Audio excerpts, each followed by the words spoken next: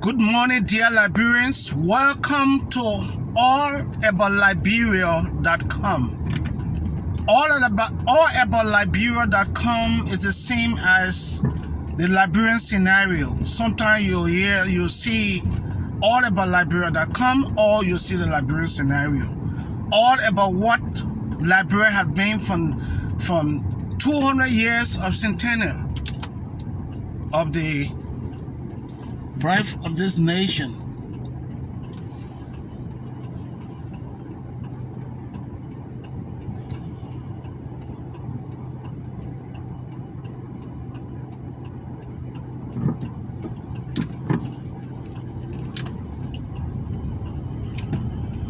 Years of the birth of this nation called Liberia.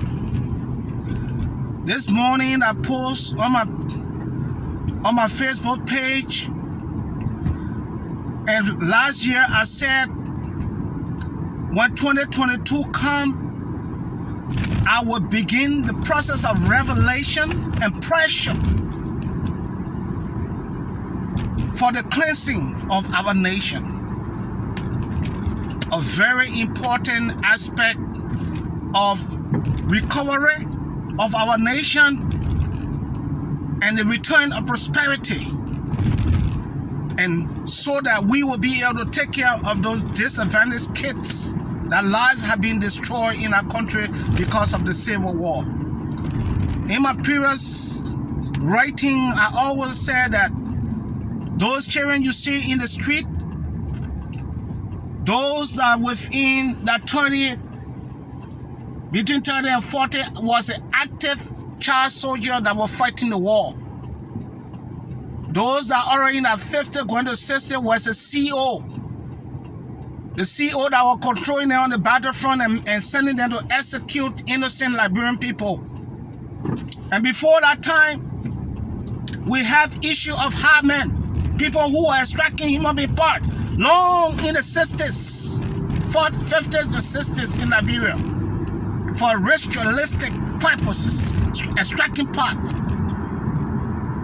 After 20 years or 30 years of that period, we saw 1990 war.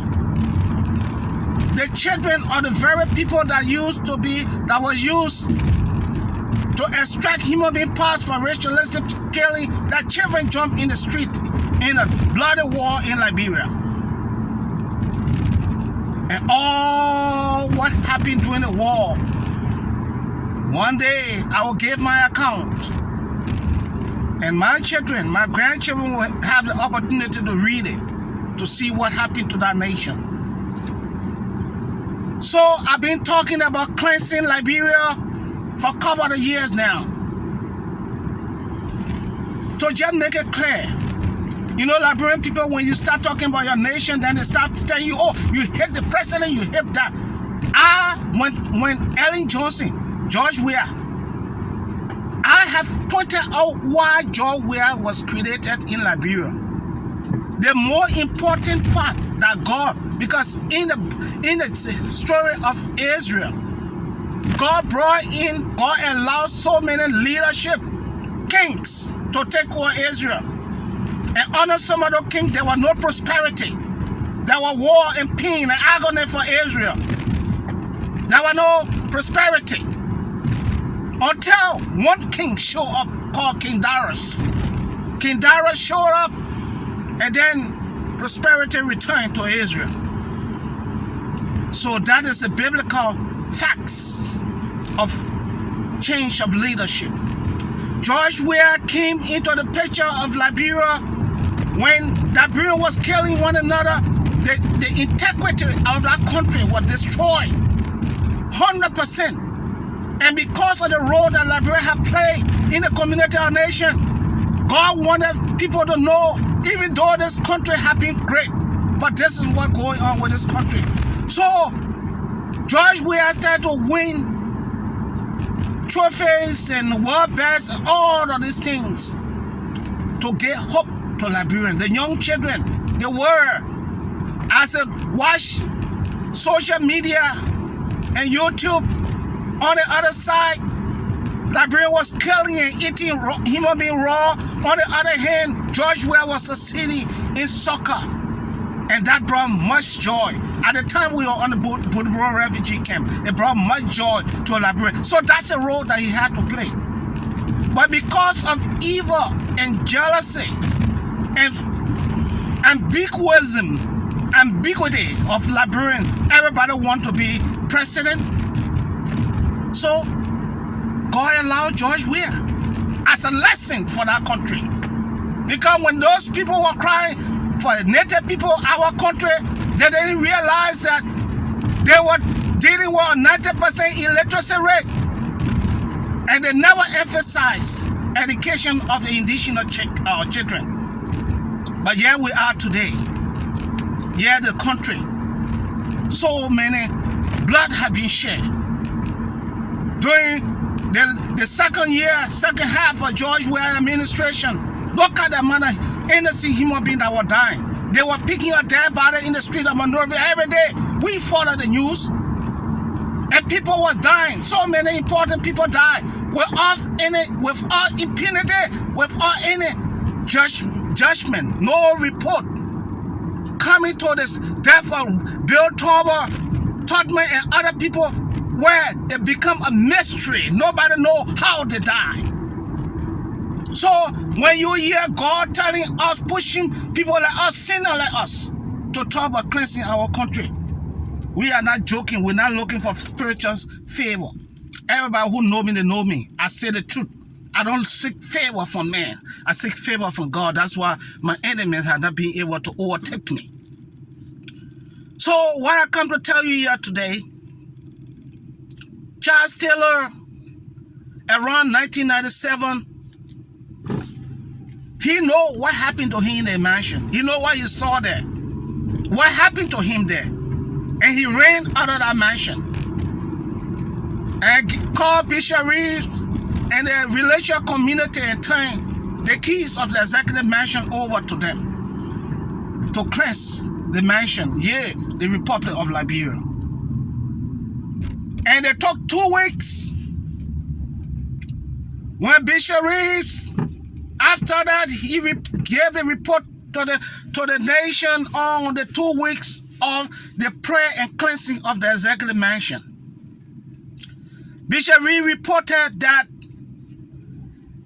the kind of despicable things they saw in the mansion during that 2 weeks. The curtains in the mansion were chasing them.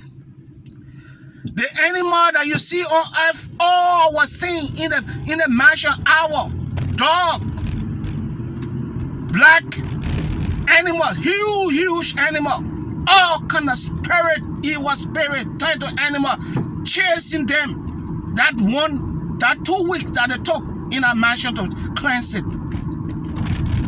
He has described the tree, this demonic tree that was planted in the mansion yard. The spirit led them to go and destroy that tree, and they got a power saw. By the time the power saw touched that tree, the power saw split into pieces, according to that report. And then there was a particular man, part of this prayer group, that was being attacked by the demon in the mansion at the time of the cleansing, according to the report that was read on LBS-Radio to the whole nation. I know some of you people were allowed to listen, or some of you people have forgotten. But I say, y'all say, y'all go to LBS, find Emmanuel Kepa, and ask him to see if he can find that tip. It was around 1997, just the second year of Taylor administration, when that thing happened. There was something that chased him from out of the mansion when he asked the people to cleanse it. Because Taylor, with all what people see about him, he knew God. Because he grew up in a Christian home. So he knew God. And he used to pray. I'm sure he used to pray in the midst of every demonic thing that happened during that time of the war and his administration. He knew God. But what I want to tell you that I'm not going to go explain everything. But at the end of that report from the mansion, between 1997 and 1998, I think Bishop Reeves said, he told the president, they have not even started the process of cleansing that mansion after 2 weeks. So this is my story. This is your story. This is our story for our beloved nation. Take it or leave it. I'm not stopping anybody from carrying their suitcases in the mansion. But my role as the servant of God is to reveal to you what has gone wrong with our mansion and the country. And until we can get together to cleanse it, don't waste your time. God bless you. And stay tuned.